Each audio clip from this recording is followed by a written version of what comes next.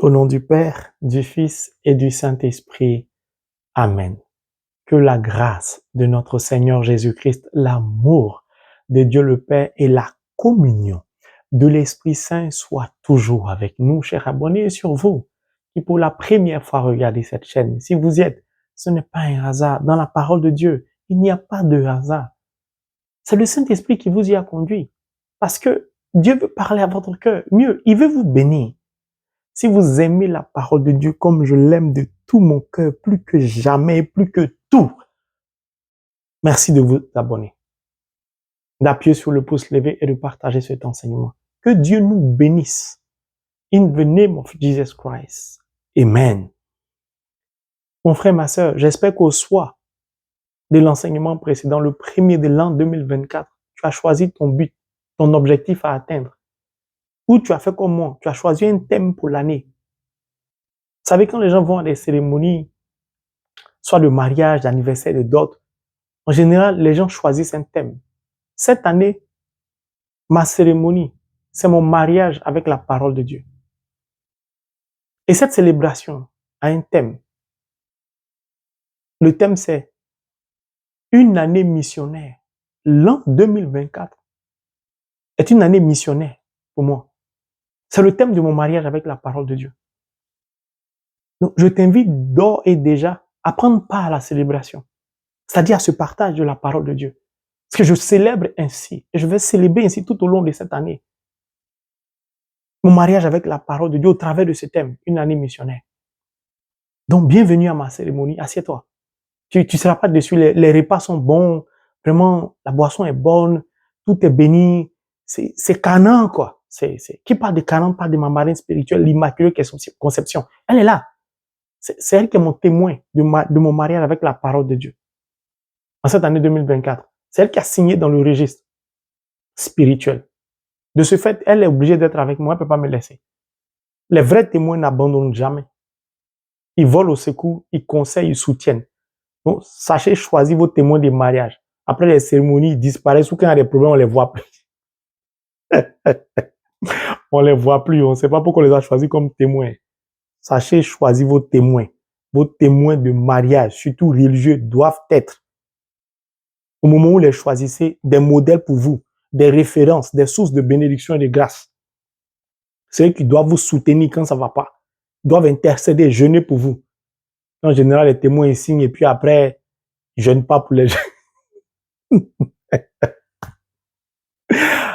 La parole que je voudrais partager en ce jour avec vous est tirée du livre de Saint Paul 1, Corinthiens chapitre 12, le verset 27, qui dit, je cite, « Or, vous êtes le corps de Christ et chacun de vous est une partie de ce corps. » Permettez que je lise un deuxième verset pour en établir une corrélation. On a quand même été à l'école, c'est-à-dire un lien entre les deux versets. Prenons, si vous êtes abonné, vous connaissez ce verset par cœur. Colossiens 1, verset 18. Il dit, je cite, je ne veux même pas le lire. Christ est la tête du corps qu'est l'Église. À partir de là, je lis les deux versets. Oh. Frange Marie, et toi qui m'écoutes, nous deux, nous dit Saint Paul, nous sommes le corps de Christ. C'est-à-dire, nous faisons partie de la composition du corps du Christ. Puis, Colossiens nous dit qu'il est la tête de ce corps. Mais ce corps est l'Église. L'être donc que nous constituons ensemble avec le Christ est le symbole de l'Église. La vraie. L'Église vivante. L'Église pure. Si donc Christ est la tête du corps, qu'est l'Église, nous sommes donc des membres de ce corps, nous sommes donc aussi membres de l'Église. Nous formons avec le Christ l'Église. Or, nous savons que Christ est pur. Qui parle de pureté du Christ parle de pureté de Dieu. Qui parle de pureté de Dieu et de pureté du Christ ne peut en aucun cas sauter ma marraine spirituelle, l'Immaculée Conception, la mère de l'Église, la Vierge Marie. Pourquoi? Il y a un dicton qui dit « chien ne fait pas chat ». La lumière enfante la lumière, l'obscurité enfante l'obscurité. Marie est le choix de Dieu pour donner naissance au sauveur de l'humanité, qui lui-même est saint. Donc, elle est sainte, elle est pure, immaculée conception, choisie vierge. On n'est pas encore arrivé là-bas, mais bientôt, je prépare un enseignement sur le rosaire, la puissance du rosaire. C'est que je parle de Marie, je ne sais pas. J'ai l'impression que son manteau m'enveloppe. Je sens sa présence. Je l'aime. Hein. Je l'aime. Tu peux pas aimer ton église et ne pas aimer Marie. C'est-à-dire, si tu n'aimes pas l'église, tu t'aimes pas, puisque toi-même, tu es l'église. Bref, marraine spirituelle, tout mon amour et mon respect. Merci de soutenir l'œuvre que Dieu nous a confiée, d'intercéder afin que toutes ces âmes soient sauvées et que toutes ces personnes qui ont des difficultés par la puissance de ton intercession au nom de Jésus témoignent en cette année 2024. On revient à la parole. Christ est pur. L'Église se doit donc d'être pure et normalement est censée être pure. Qui parle de pureté de l'Église, c'est-à-dire du corps de Christ, parle de nous. Nous en sommes les membres.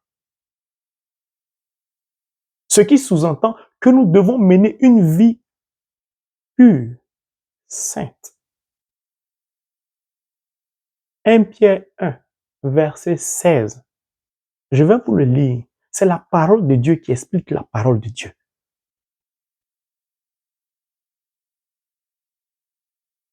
Mais, de même que celui qui vous a appelé est saint, vous aussi devenez saint dans toute votre conduite, parce qu'il est écrit, soyez saints, car je suis saint. Nous sommes appelés à la sainteté de vie. Sans cela, il y a séparation entre la tête et le corps, donc mort de l'Église.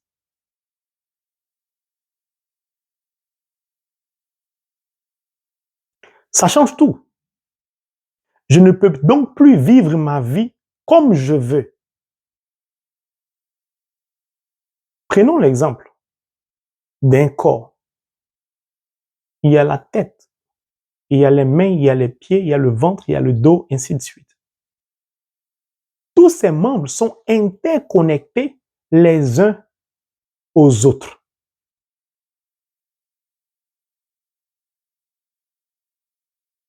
La tête, le cerveau, tu peux penser, réfléchir.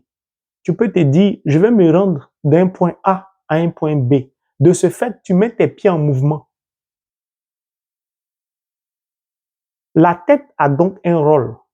Les pieds ont donc un rôle. Les mains ont donc un rôle et j'en passe. De ce fait, nous comprenons tout de suite que la parole de Dieu nous invite à comprendre que l'Église a plusieurs rôles à jouer. Je parle de l'Église pure, de l'Église sainte. Cette Église qui repose sur la parole de Dieu, qui est échafaudée par la parole de Dieu, c'est-à-dire le Christ. Cette Église qui est le symbole vivant de la bonté de Dieu. Il n'y a pas d'église sans amour. Il n'y a donc pas de membres que nous sommes sans amour. La pureté de l'église est donc l'amour pur, c'est-à-dire la lumière. L'église a donc vocation à briller, à scintiller, à éclairer la vie d'abord de ces membres que nous constituons, de par notre mode de vie, puis cette lumière, nous devons la porter à ceux qui sont dans les ténèbres, c'est-à-dire aux autres. Au cœur de l'Église, il y a donc plusieurs rôles à jouer, plusieurs fonctions.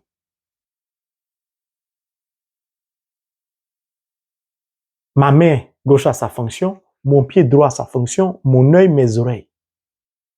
Ces membres fonctionnent de façon coordonnée avec la tête.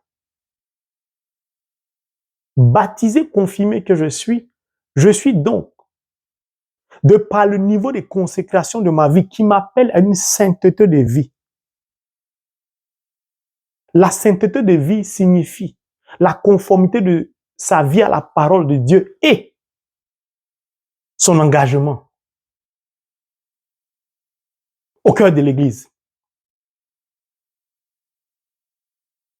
Pourquoi? Parce que nous sommes liés, les membres sont liés les uns aux autres. Nous devons donc travailler ensemble, pas en partenariat. C'est très intéressant. J'aime bien la parole de Dieu parce qu'il y a tellement de profondeur dedans. Ça veut dire qu'en tant que baptisé, confirmé, je dois obligatoirement avoir un rôle au cœur de l'Église. Mais moi-même, je suis aussi l'Église, un membre de ce corps. Je dois donc m'inscrire à un groupe de prière. Par exemple, la liturgie, la chorale, la quête, service d'ordre, et j'en passe. Mais aussi, je peux appartenir à un groupe de prière, tel que le groupe de prière du frère Ange-Marie. Pourquoi? Parce que moi, je suis l'Église et le frère Ange-Marie est aussi l'Église. Si donc nous nous mettons ensemble, nous accomplissons la parole de Dieu, à condition que nous nous mettons ensemble pour partager la parole, louer Dieu, adorer Dieu, accomplir un service conformément à la parole de Dieu. Ou appartenir à un ministère, parce qu'il y a beaucoup de religions. Au cœur d'un ministère, au cœur d'un groupe de prière, je peux être chargé de jouer du piano, de placer les chaises, de faire partie de la sécurité. Quand le Saint-Esprit se manifeste, des gens tombent, de porter les malades, de les emporter dans une pièce à la pièce d'à côté ou dans la pièce d'à côté, parce que là-bas se trouvent des membres du corps, c'est-à-dire l'Église, au cœur d'un service qu'on appelle le service d'intercession. Où je peux, comme je suis l'Église et que l'Église a vocation à se donner aux autres, puisque Christ s'est donné aux autres, s'est donné à nous précisément, je peux donc à partir de mon lieu de travail m'associer à un de mes collègues, à 2 ou à 3, commencer un groupe de prière. C'est-à-dire commencer à adorer Dieu, commencer à partager simplement la parole, même si c'est 5 minutes. Pourquoi? Parce que même sur mon lieu de travail, j'ai un rôle à jouer, j'ai une fonction. Pourquoi je le dis? Quand je dors, mon corps continue de travailler. Quand je suis éveillé, mon corps travaille. Qu'il fasse nuit, qu'il fasse jour, que je sois dans l'avion, en l'air, ça n'empêche pas mon corps de travailler. Donc, en tant que baptisé, confirmé, je ne peux pas dire au travail, je ne peux pas manifester l'Église. Je ne peux pas dire ça. Je ne peux pas dire dans mon foyer, dans ma famille, dans mon couple, avec mes amis. Je ne peux pas laisser briller l'Église que je suis. Je ne peux pas le dire. Mais en même temps, mon comportement, mon attitude doit refléter l'Église. C'est-à-dire la lumière, manifester l'amour, la bonté, la charité. Manifester les fruits de l'Esprit Saint. Pourquoi?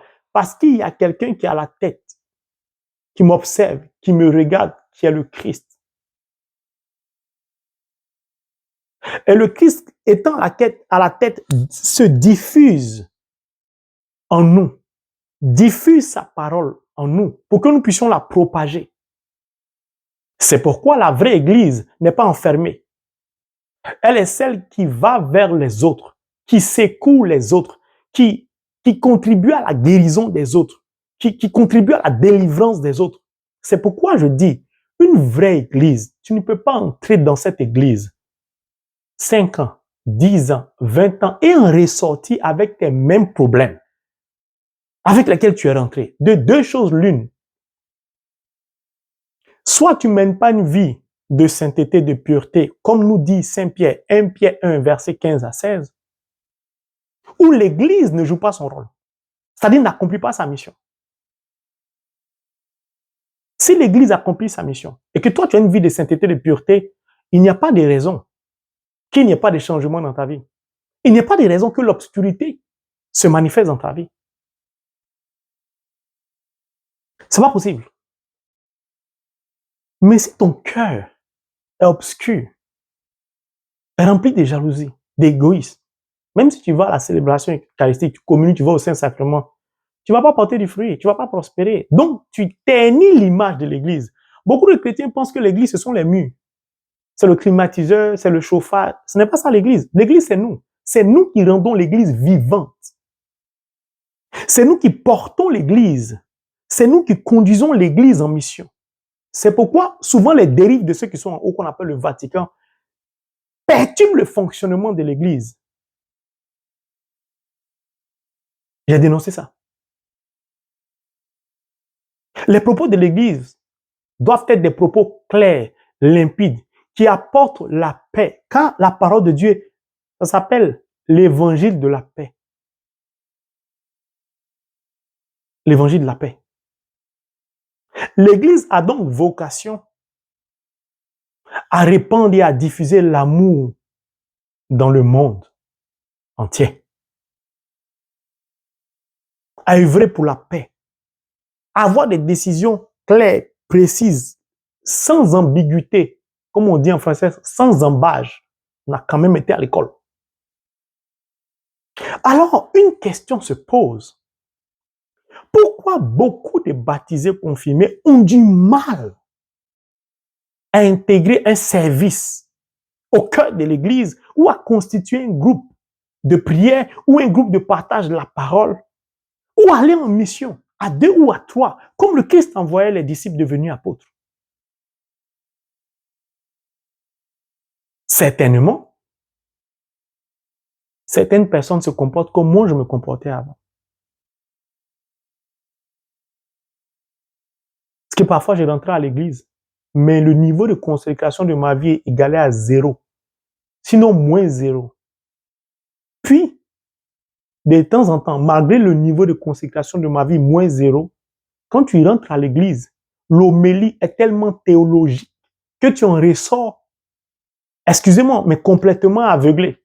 C'est-à-dire que tu es déjà rentré aveuglé, c'est-à-dire que sans trop de connaissances, et tu en ressors avec sans trop de connaissances. Pourquoi? Parce qu'ils ont aligné une succession de mots théologiques que ceux l'ont appris dans les doctorats là-bas, fatiguant ainsi le cerveau de nous qui ne sommes pas allés à l'école, qui savons simplement lier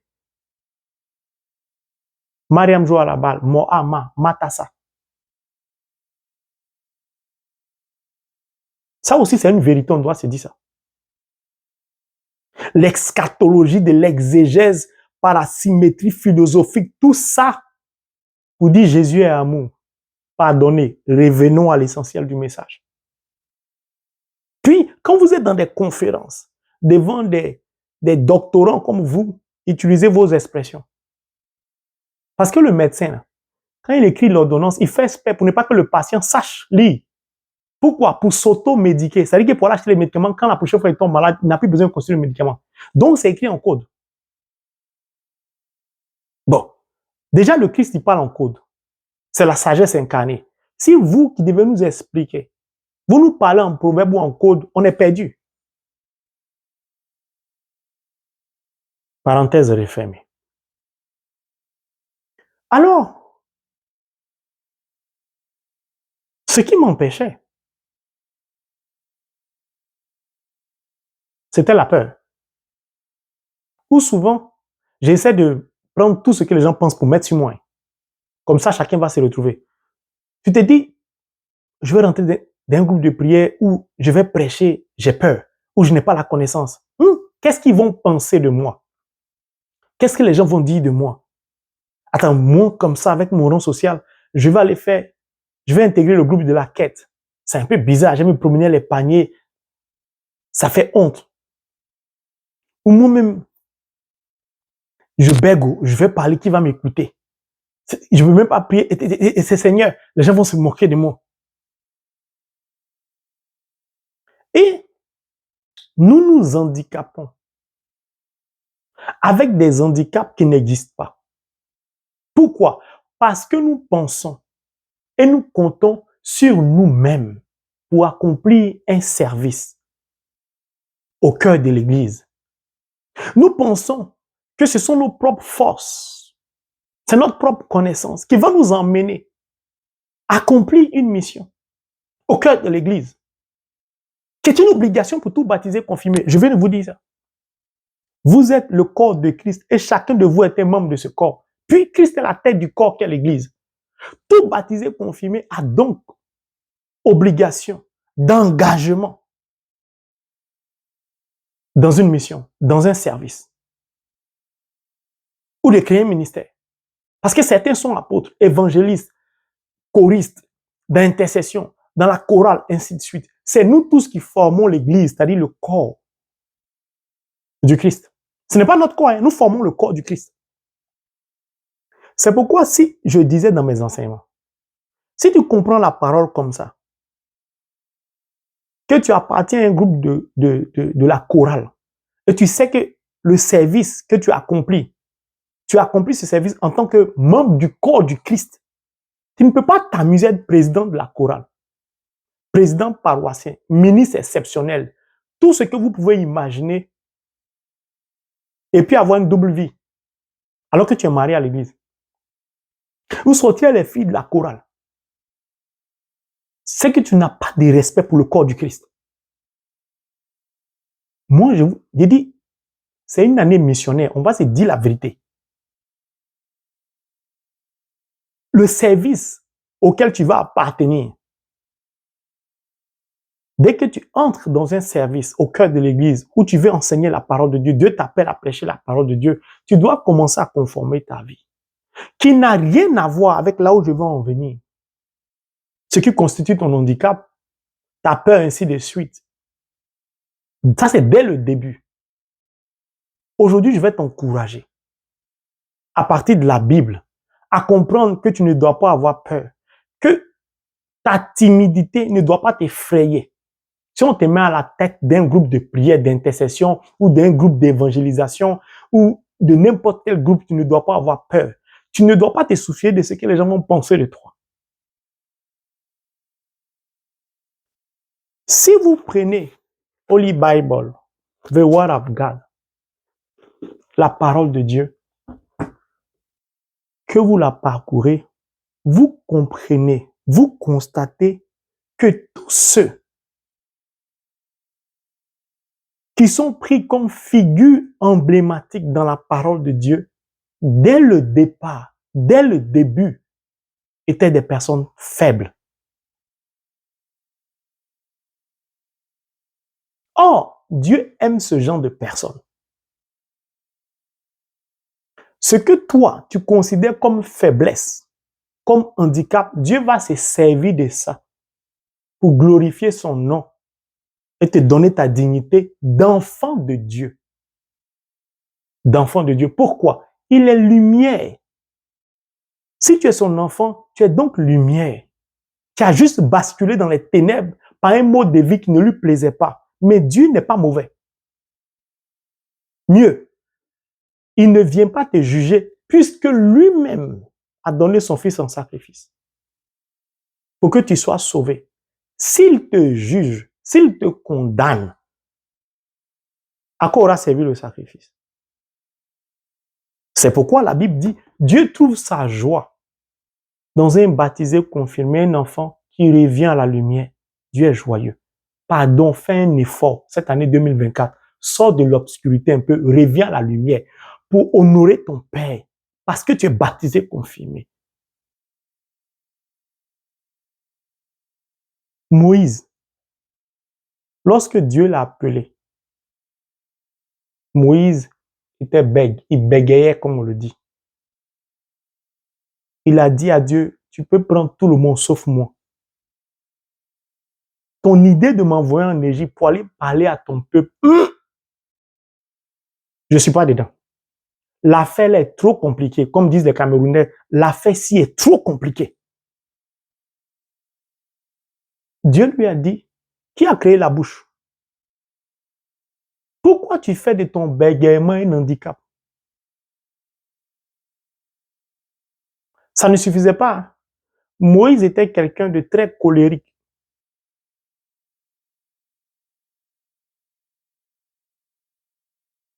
Tellement colérique qu'il a fini par tuer un Égyptien. Bon, c'est un monsieur comme ça, âgé, que Dieu a décidé de choisir pour libérer son peuple à lui. Son enfant chéri, qu'on appelle Israël. Puis, qu'est-ce que Dieu a fait de Moïse? Il a fait de lui, alléluia, vous savez, j'aime trop la parole de Dieu, l'homme le plus humble au monde en son temps. C'est-à-dire quelqu'un qui était rempli de colère. Dieu a fait de lui un agneau, quelqu'un de doux. Moïse est une figure incontestable de la Bible, puisqu'il est la seule personne à avoir parlé à Dieu face à face. Donc, pardon. Ne viens pas me parler de ton âge. Ne me dis pas que tu bègues. Ne me dis pas que tu es timide, tu as honte. C'est justement parce que tu es timide que Dieu t'a choisi. Parce que le monde va te juger. Oh, lui, elle est timide, elle ne peut même pas parler. C'est à cause de ça, Dieu veut te prendre. Pour que ceux qui te pointent du doigt, ils comprennent qui est Dieu. Donc, si on t'a mis à la tête d'un groupe de prière, d'un service, que tu es timide, acclame Dieu. Dieu a décidé de glorifier son nom au travers de ta vie. Oui. Puis, je vous ai présenté un livre, Benny Hinn, ce serviteur de Dieu, qui bègue avait honte de prêcher. Dieu lui a dit, tu ne me sais pas, je t'appelais à prêcher. Tu ne prêches pas, tu ne vas pas guérir. Il avait honte, il hésitait. Qu'est-ce qu'on va penser de lui? La première fois, il a titubé. Et après, il a réussi à évangéliser. Et il s'est rendu compte qu'en prêchant, Dieu l'a guéri de son bégaiement. Puis aujourd'hui, il écrit des livres qui sont des best-sellers. Un homme qui avait honte, qui était handicapé par lui-même et de par sa faute, par son bégaiement. Dieu a fait de ça quelque chose de glorieux. Regardez Paul. Parce que tu vas me dire, moi je suis faible, ma santé est fragile. Paul était quelqu'un qui avait une santé très fragile. Paul était très faible. Regardez ce qu'il a accompli. Paul était tout le temps malade.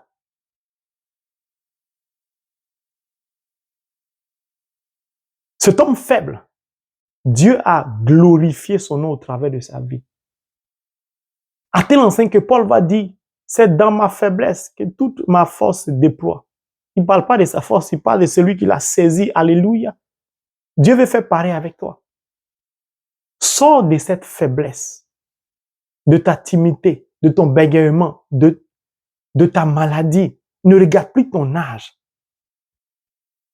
Tu vas me dire que toi, tu n'es pas parti à l'école, tu ne sais pas t'exprimer en public, tu ne sais pas écrire ton nom, mais ce n'est pas un problème. Regarde celui qu'on appelle Pierre, qui s'appelait Simon. C'était un enroulant, comme on dit en Côte d'Ivoire ou au Ghana, c'est-à-dire un pêcheur de poissons. Il n'y a pas une université au monde où on forme des pêcheurs qui ont des doctorats pour pêcher du poisson. Pierre n'a pas été à l'école. Il n'est pas parti loin. Sa spécialité, il était pêcheur de poissons. N'importe qui ne pêche pas du poisson. Il faut avoir de la sagesse. Il faut connaître l'eau. Il faut connaître les variations, les mouvements de l'eau pour savoir où se trouve le poisson. Puis il faut savoir nager pour pouvoir te sauver. Un pécheur a tellement de qualités. Ce sont ces qualités que Dieu a regardées. Mais Pierre, un gars impulsif, nerveux, un gars qui a régné Jésus. Oh, Dieu ne connaît pas. D'aujourd'hui, on a dit réellement celui-là, il est mauvais. C'est lui à qui on a remis les clés. Christ a remis les clés de l'église. Tu es Pierre, sur cette pierre, j'ai bâti mon église. Un pécheur de poisson. Puis quand Pierre s'exprimait devant le Sanhédrin, tout le monde était choqué. Mais on dit, lui là, il n'est pas instruit. C'est un verset biblique. Comment il fait pour s'exprimer comme ça? Le Saint-Esprit lui a dit, va, c'est moi qui vais parler à ta place. Donc, regarde, de là où tu es, là, même si tu ne sais pas lire, tu ne sais pas écrire, tu n'es pas parti loin à l'école, tu as fait Mariam jouer à la balle, ce n'est pas un problème. C'est parce que tu regardes ton niveau, tu te regardes toi-même, que tu hésites. Sinon, si tu laisses le Saint-Esprit te saisir, c'est lui qui va parler à ta place. Regarde, quand je parle, je n'ai pas fait théologie. Je connais quoi? Si tu regardes mes premières vidéos, peut-être tu vas rire. Mais j'ai commencé à enseigner depuis 2000, 2003. Je me promène un peu, je prêche un peu, après j'arrête. Il y a la honte dedans, c'est que les gens pensent de toi. Et puis, les gens vivent, toi, tu es là, tu fais quoi? Quand j'ai compris que je devais laisser le Saint-Esprit parler, c'est fini. Je ne me suis plus handicapé moi-même. Donc, n'aie pas peur. Ne regarde pas à ton niveau d'études, ne regarde pas à ta vie. Des exemples dans la Bible, il y en a beaucoup. Tu as peur. C'est pas un problème. Tu connais Abraham. Abraham était un peureux. Pourtant, il est devenu le père de la foi. Pas à 2 reprises. Abraham a dit que sa femme est sa sœur. Lui, faut pas, ils vont le tuer. Sa femme est sa sœur. C'est un homme comme ça qui est devenu le père de la foi. Abraham. Si je parle même de Rahab, c'était une prostituée. Rahab la prostituée. Regardez Marie-Madeleine, qui est aujourd'hui la figure dans beaucoup de communautés religieuses, qui est la mère spirituelle de beaucoup de personnes, qui intercède pour beaucoup d'âmes. Marie-Madeleine. Est-ce qu'il y a un homme sur la terre en son temps qui était rempli de la plénitude des démons? C'est qu'elle était remplie de la plénitude du mal. Mais celle qui était au tombeau, à la résurrection, elle était là-bas. Dieu l'a sauvée. Et il a fait d'elle la première femme apôtre. La première femme apôtre. Pourquoi as-tu peur? Ne laisse rien t'handicaper. Ne laisse rien te paralyser. Tu es l'église vivante. Et Christ est la tête. Donc ce n'est pas toi qui agis, c'est le Christ. Jérémie. Jérémie, c'était quelqu'un, si on est dans le monde aujourd'hui, on a dit Jérémie est dépressif. Jérémie. Il dit à Dieu, non. Jérémie, entre guillemets, pétait les plombs. Mais c'est un grand prophète aujourd'hui. On parle de lui. Il allait jusqu'à dire le cœur de l'homme est mauvais. Gédéon, Barak, on n'en parle même pas. Pourquoi as-tu peur? Ceux-là n'étaient pas parfaits quand Dieu les a appelés. Aujourd'hui, Dieu t'appelle de la même manière. Dieu sait que tu n'es pas parfait. Mais Dieu t'aime comme ça. Joseph, ils l'ont vendu, ils l'ont revendu, le pauvre, emprisonné injustement. Dieu a fait de lui qui est le premier ministre d'Égypte. Il y en a tellement dans la Bible. Samuel, Dieu l'appelle, il ne sait même pas que Dieu l'appelle. Mais c'est lui qui ne laissait tomber aucune parole de Dieu. Quand Dieu a commencé à l'utiliser. Bon, regardez Élie. Le grain Élie. À qui Élisée a dit, il veut le double de la part de son esprit. Élie, là, il avait des tendances suicidaires. Élie a dit à Dieu, la mort est mieux. Regardez ce qu'Élie a accompli. Dieu a accompli au travers d'Élie avec Élie. Mon frère, ma soeur, ne regarde plus à ta condition charnelle. Regarde à celui qui a fait de toi un enfant de Dieu au nom de Jésus. Regarde à Dieu qui, par son esprit, t'a conduit vers le Christ. à tous ceux qui l'ont reçu, à tous ceux qui l'ont accepté, qui l'ont accueilli. La parole leur a donné le pouvoir de devenir enfants de Dieu, non pas nés d'un bon vouloir de la chair, mais de l'esprit. Mon frère, ma sœur, prends la décision à partir d'aujourd'hui d'intégrer un groupe de prière, que ce soit la liturgie, que ce soit un groupe de prière comme le mien, que ce soit un groupe de partage de la parole, ou créer un groupe de prière, un groupe de partage au travail, dans ton quartier, en famille. Rassemblez-vous à partir de 2, 3. Et vous verrez ce que le Christ, par la puissance de l'Esprit Saint, viendra accomplir au travers de vos vies. Pourquoi? Vous êtes l'église vivante, vous êtes baptisés. Et Dieu va se servir de vous, 2, 3, pour sauver des âmes, pour apporter la lumière dans la vie de beaucoup de personnes qui marchent dans la vallée de l'ombre et de la mort. Des personnes qui ont un don spirituel, qui doivent prier pour des malades, afin que les malades guérissent pour glorifier le nom de Dieu. Mon frère, ma sœur, accepte à partir d'aujourd'hui de ne plus regarder à ta condition charnelle, mais de laisser le Saint-Esprit te conduire. Et accepte d'intégrer, de t'engager dans un groupe, que ce soit la liturgie, service des roses, à la sacristie, pour balayer l'église, ou dans un ministère, dans mon groupe de prière, peu importe l'endroit où tu te trouves, ne sois plus passif, ne reste plus là à ne rien faire de ta vie spirituelle. Agis pour la gloire de Dieu. Il y a un homme qui a des problèmes avec la justice. Il a des sérieux problèmes avec la justice. Le Saint-Esprit te demande de prier avec Marie qui défait les nœuds.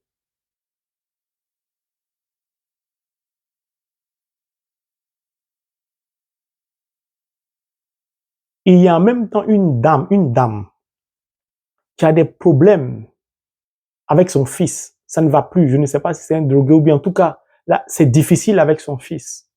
Le Saint-Esprit te demande de prier Sainte Rita. Et tu verras par toi-même. Oh, j'aime la parole de Dieu. Vous savez pourquoi j'aime l'église, j'aime la parole de Dieu. Et vous savez pourquoi je suis heureux de cheminer dans ma foi au travers de la religion catholique. Parce que nous avons tellement d'armes, nous avons tellement d'atouts, nous avons une pléiade, bon c'est gros français, nous avons beaucoup d'armes spirituelles. Si Dieu, qui a créé les cieux et la terre par la puissance de son Esprit Saint, indique la Vierge Marie qui défait les nœuds, conduit des âmes à se rapprocher, à solliciter l'intercession de Sainte Rita, la sainte des cas désespérés et impossibles. Pardonnez, expliquez-moi. Où je peux retrouver ça? Dans une autre religion. C'est pourquoi je me sens bien là. Je me sens bien. Ça ne veut pas dire que les autres religions ne sont pas bonnes. Mais pourquoi je ne vais pas faciliter ma vie spirituelle avec ce que Dieu lui-même, par la puissance de son Esprit Saint, me dit? Quel amour de Dieu. Ce faisant, Dieu fait quoi? Il élève, il magnifie la vie des saints. L'Immaculée Conception, la mère de l'Église, ma marraine, c'est elle qui défait les nœuds. La sainte des cas désespérés, Sainte Rita. Comme demain, je serai Saint Frère Ange Marie. C'est pourquoi Padre Pio peut apparaître encore dans la vie, dans la maison de beaucoup de personnes. Padre Pio peut apparaître pour confesser même un journaliste. Pourtant, ça fait plus de 40 ans qu'il est mort. Et on retrouve son corps intact, sans formol. C'est un message que Dieu nous adresse, à nous les catholiques particulièrement. Il nous dit que la sainteté de vie nous garde éternels, ou nous maintient éternellement vivants. Et comme nous sommes vivants, alors Saint Padre Pio, même parti rejoindre le Père, peut revenir pour confesser des gens. Sainte Rita peut œuvrer pour les cas désespérés. L'Immaculée Conception peut donc voler au secours de l'Église et défaire les nœuds des enfants de Dieu qui sont perdus. Mon frère, ma sœur, c'est un beau message que je t'envoie pour ce deuxième enseignement de l'année. Lève-toi. demeure dans la pureté et accomplis ta mission. Qu'aucun handicap créé par toi-même ne te retienne. Que Dieu étende sa main sur nous afin de nous communiquer la force et la puissance de son esprit pour que nous puissions nous engager et accomplir notre mission au cœur d'un service que le Saint-Esprit nous aura indiqué pour la gloire de son nom, au nom du Père, du Fils et du Saint-Esprit. Amen.